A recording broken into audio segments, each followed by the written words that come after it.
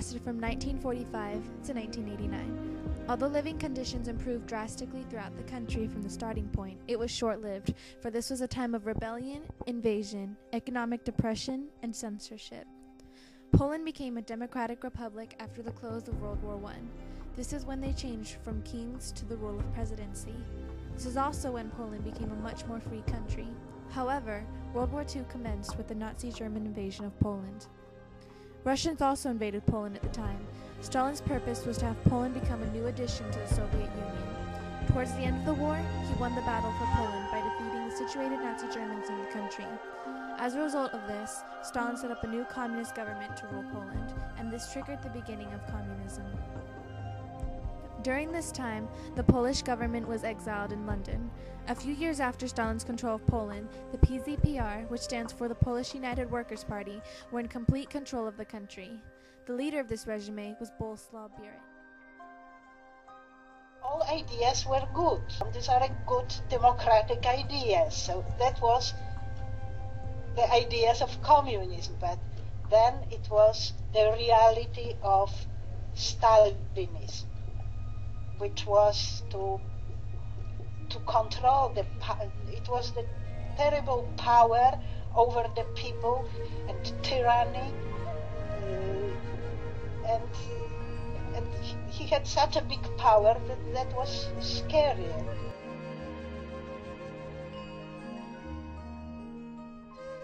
Around 1956, the Communist Party of Poland had split into two groups, Nachalin and Puławy. One consisted of Polish people and the other consisted of Jews in Poland that preferred the Stalinist way of communism.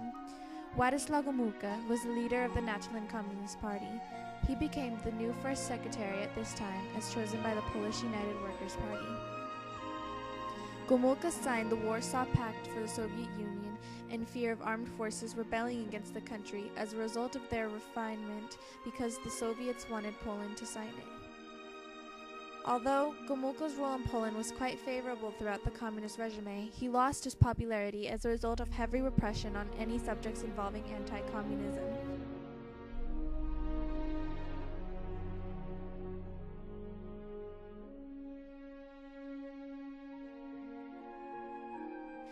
In the 1960s, the economic depression in Poland became more apparent.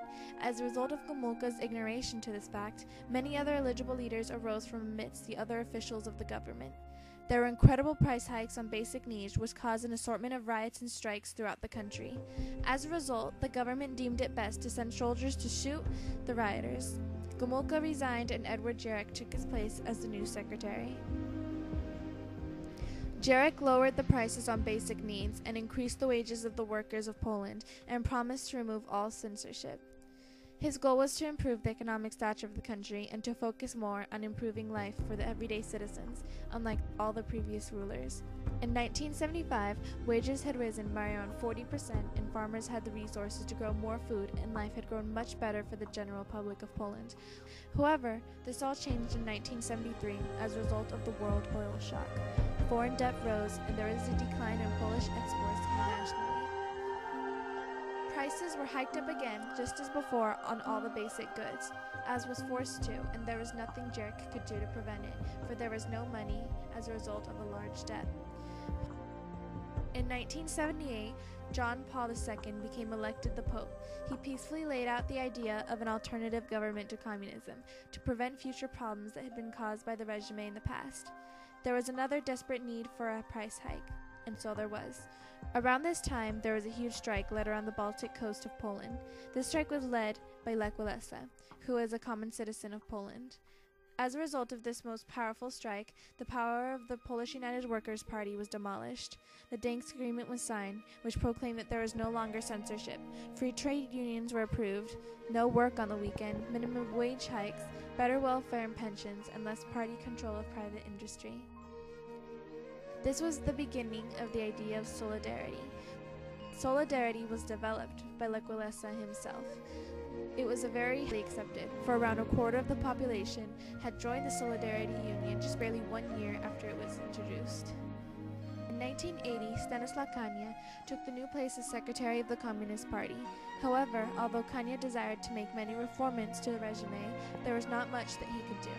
Political and economic reforms were impossible due to the fact that they needed to hike up the prices but could not avoid rebellion of the people as a result. However, they couldn't revive the political standards without the Soviet Union's disagreement. The period of time after which solidarity was introduced marked a time of the biggest economic crisis throughout the whole rule of communism.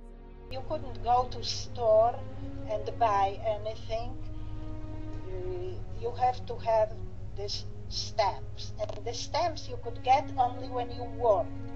When you didn't work, you had no stamps. Therefore, at this time, it became necessary to use ration cards and stamps for the people to obtain general needs. In 1987, the Polish Communist Party set out a referendum on political and economic reforms. There were two options to this referendum: a 2- or 3-year plan that would improve the lives of the citizens by making a full-on economic reform, or having the government follow a more democratic stance which would bring more freedom to the people. The population voted on the second reform, but it was not passed because such a majority of the population didn't vote. In 1988, many strikes took place. A roundtable meeting was held in 1989 in order to find reforms that would calm down the revolts of the Polish people. On August 19th, General Jaruzelski asked a reporter, who was also a solidarity activist, to form a government. This government very swiftly took over. Poland, after 40 years, had the first government led by non-communists. It's like to be, even if you feel that you are a child, you are a prisoner. You are not allowed to do what you want. You were not allowed to go abroad. Not everybody was granted a passport to go abroad. And it was no future, actually.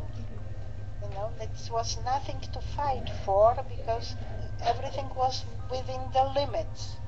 You were limited to this country, this state.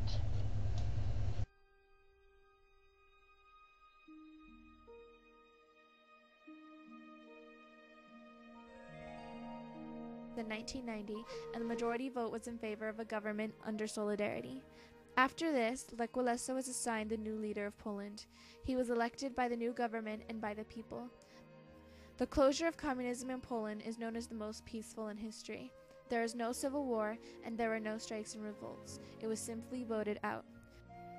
Although Lech Walesa only ruled as the first Polish president for 5 years, he still made a great difference in Polish history.